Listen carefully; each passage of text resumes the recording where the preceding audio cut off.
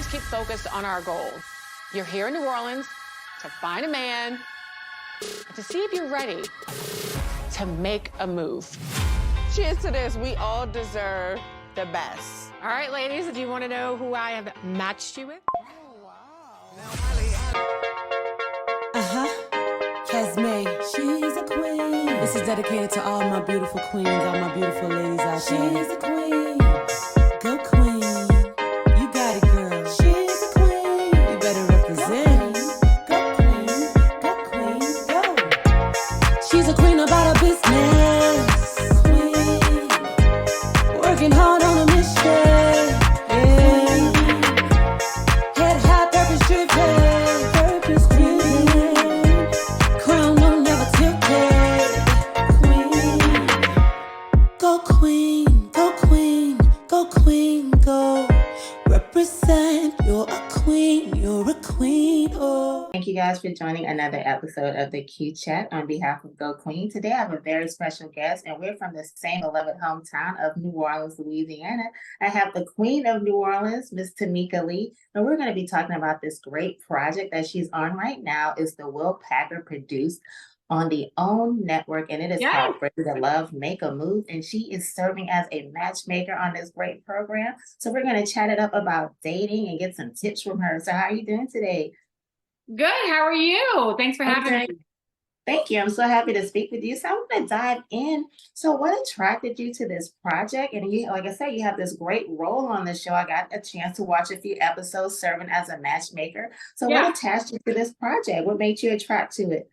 Well, the one thing is that everyone needs to know is that I'm a matchmaker. And everyone's like, you've been on Southern Charm New Orleans, you are married with kids, you are an anchor, you're a dancer. Like, what are you doing? And I'm like, my love is love. I actually love to matchmake. And I've been doing it my whole life in like the easy way. And so when someone offers you a job to actually do this in real life, you go, yeah, let's do it. You know, I have a good record of matchmaking for my friends, for people out here around New Orleans. So I feel like it was a good fit. Awesome. So I wanted to ask you, what can we expect watching the show, and what can we learn about healthy dating? Because I know there's a lot of debates online, which I'm going to touch on a little bit, about proper dating, what's good and what's not. So what can we expect to see on the show that could possibly give the single ladies and men, of course, some insight on healthy dating and relationships?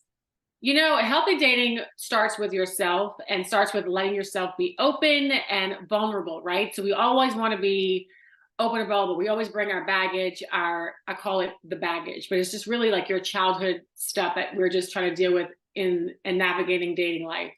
So I always say the first thing is to like write your list down of everything you want in a person, whether it be, you know, their height or their money or where they live or their like religious beliefs, and then throw it away. Girl, throw that paper away, because that's not actually what you need.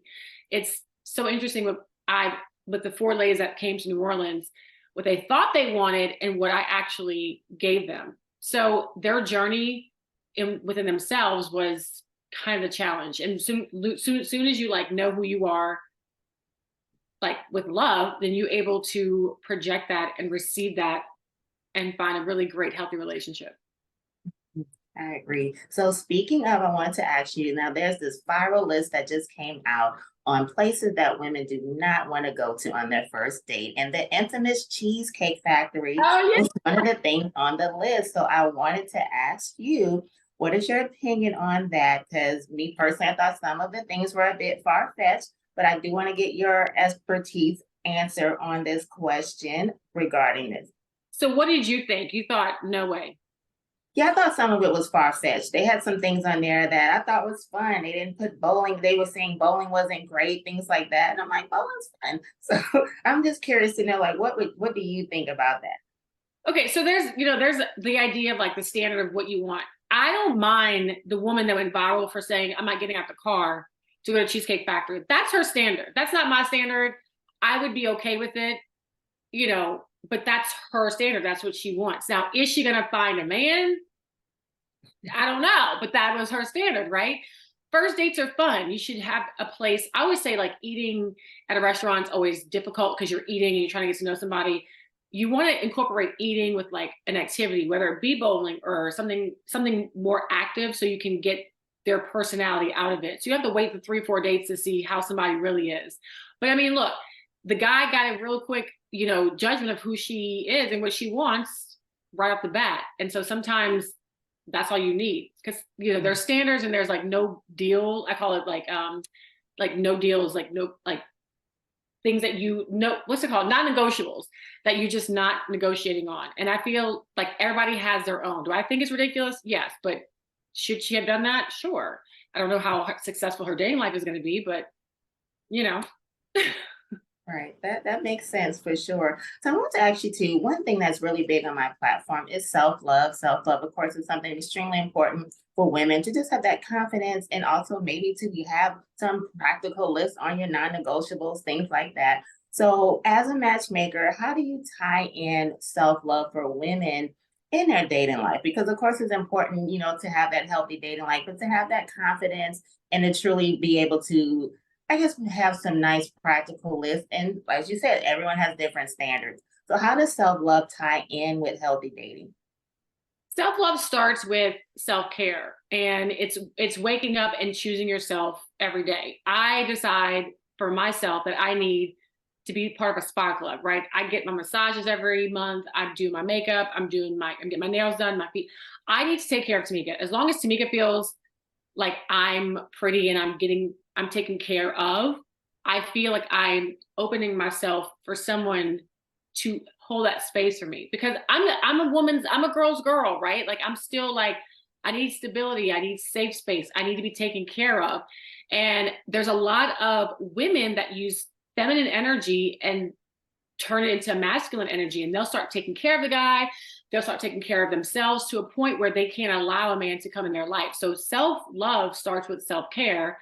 And as long as you're taking care of yourself, like, meaning I don't need a man to fulfill me. I want a man to like partner me. So if I'm okay and I can allow that guy to come in my life, we're going to be all right together. You see what I'm saying? Oh, definitely. I agree. Yeah. So I want to ask you too, of course, this particular show is set in New Orleans, our beloved hometown. How important was it for you to bring that flavor of New Orleans on the show? I did disagree with one of the people that said New Orleans was country. I was like, New Orleans isn't country. New Orleans is not country. New Orleans is a country. Okay. Like, it's its own little island. It's not country. Right. I definitely was like, wait a minute when they said that. So how important was it for you to have that flavor on the show, bringing that to Own and Will Packer? So New Orleans is its own character. It's another person added to the cast, right? We can all agree with that. New Orleans brings its own culture, flavor, food, personality, and the backdrop that's perfect for a situation like dating, because there's always something you can do that's different. It's fun. This is my hometown. I really feel like I can find love anywhere, right? You can put me in a box, you can send me somewhere else. I'm like, I'm going to find you love. But the fact that it was in my hometown in New Orleans to start with has been just flat out fun. It was just easy. It's an easy transition.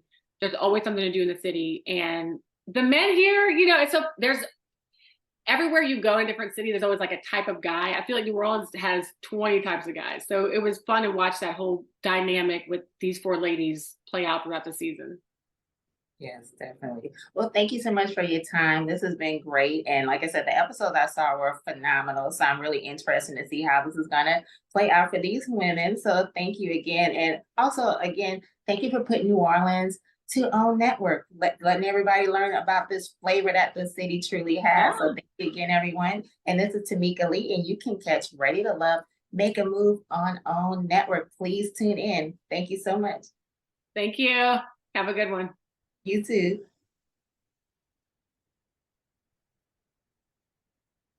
Della must have did this